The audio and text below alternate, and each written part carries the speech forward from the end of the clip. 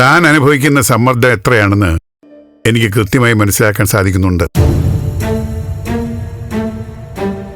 ബലരാമൻ പറയുന്നത് താൻ സിദ്ധാർത്ഥന്റെയും മന്ത്രിമാരുടെയും സ്വാധീനത്തിൽപ്പെട്ട് അന്വേഷണം ഉഴപ്പുന്നുവെന്നാണ്. നന്ദനെയും ദേവികയെ അറസ്റ്റ് ചെയ്യാൻ വൈകിക്കുന്നതിനുള്ള കാരണം അതാണെന്നാണ്. സിദ്ധാർത്ഥൻ വിശ്വസിക്കുന്നത് ബലരാമൻ അന്വേഷണം നിയന്ത്രിക്കുന്നുവെന്നാണ്. വാർത്തകൾ അങ്ങനെ പലതുമുണ്ട് സാർ.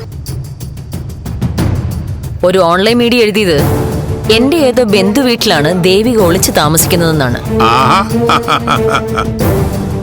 ഇനിയും വരും വാർത്തകൾ MLA സിദ്ധാർത്ഥൻ എന്റെ വല്യേട്ടന്റെ മോനാണ്. നന്ദനെ എനിക്ക് നേരത്തെ പരിചയമുണ്ടായിരുന്നു. അങ്ങനെ രസമായിരിക്കും. അല്ല, ഞാനൊന്ന് ചോദിക്കട്ടെ, ഈ നന്ദനെ എന്താ അറസ്റ്റ് ചെയ്യാത്തത്? സാർ, റിപ്പോർട്ടിന്റെ 5th പാരയിൽ ഞാനത് വിശദമായിട്ട് പറഞ്ഞിട്ടുണ്ട്.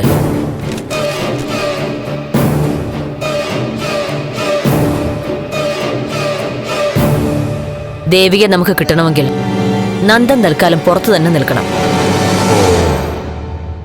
പക്ഷേ ഒരു പ്രത്യേക പോയിന്റിൽ നന്ദനെ ഞാൻ കസ്റ്റഡിയിലെടുക്കും.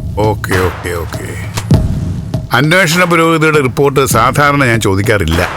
അങ്ങനെ ചെയ്താൽ അവരുടെ സ്വാതന്ത്ര്യം പരിമിതപ്പെട്ടു പോകും. പക്ഷേ മീര കേസിന്റെ രാഷ്ട്രീയ പ്രാധാന്യം അറിയാമല്ലോ. കേസിന്റെ ഓരോ ഘട്ടത്തെക്കുറിച്ചും നമ്മൾ പിന്നീട് വിശദീകരണം കൊടുക്കേണ്ടി വരും. അതെനിക്കറിയാം സാർ. അതങ്ങനെ തന്നെ പൊയ്ക്കോട്ടെ. അന്വേഷണത്തിലുള്ള സ്വാതന്ത്ര്യം മാത്രമേ എനിക്ക് വേണ്ടൂ.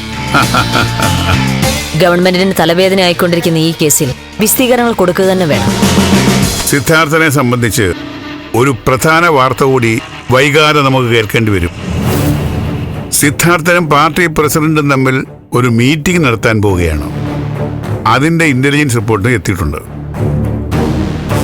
CMന്റെ സമയം നോക്കി സിദ്ധാർത്ഥനെ വിളിക്കാനും ശ്രമമുണ്ട്. വ്യക്തിപരമായി പറഞ്ഞാൽ എനിക്ക് ഇഷ്ടപ്പെട്ട ഒരു MLA ആയിരുന്നു സിദ്ധാർത്ഥൻ ചന്ദ്രോത്ത്. ഇങ്ങനെ ഒരു അവസ്ഥയിൽ എത്തിപ്പെടുന്നത് വളരെ കഷ്ടമാണ്.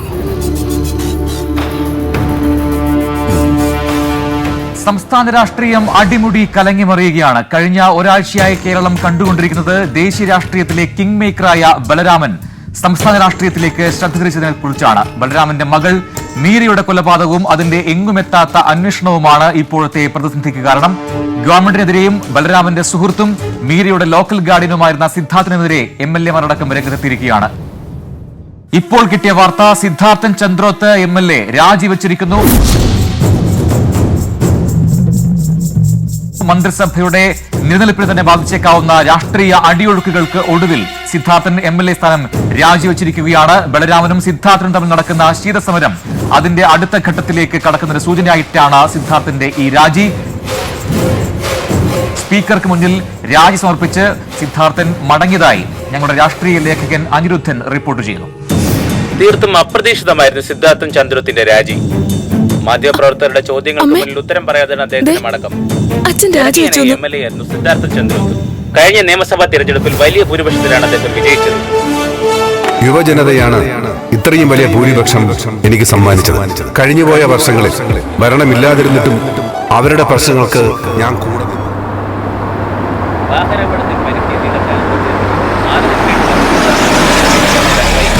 മന്ത്രിസ്ഥാനത്തേക്ക് സിദ്ധാർത്ഥൻ ചന്ദ്രോത്തിന്റെ വരവിനായി അണികൾ കാത്തിരിക്കുന്നതിനിടയിലാണ് അപ്രതീക്ഷിതമായി MLA സ്ഥാനം രാജിവെച്ചത്. ബലരാമനുമായുള്ള അഭിപ്രായ വ്യത്യാസം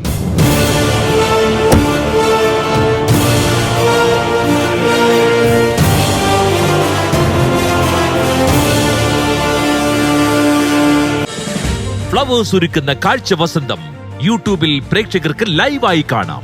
ഫ്ലവേഴ്സ് കോമഡിയിൽ ജോയിൻ ചെയ്യൂ, ആസ്വദിക്കൂ.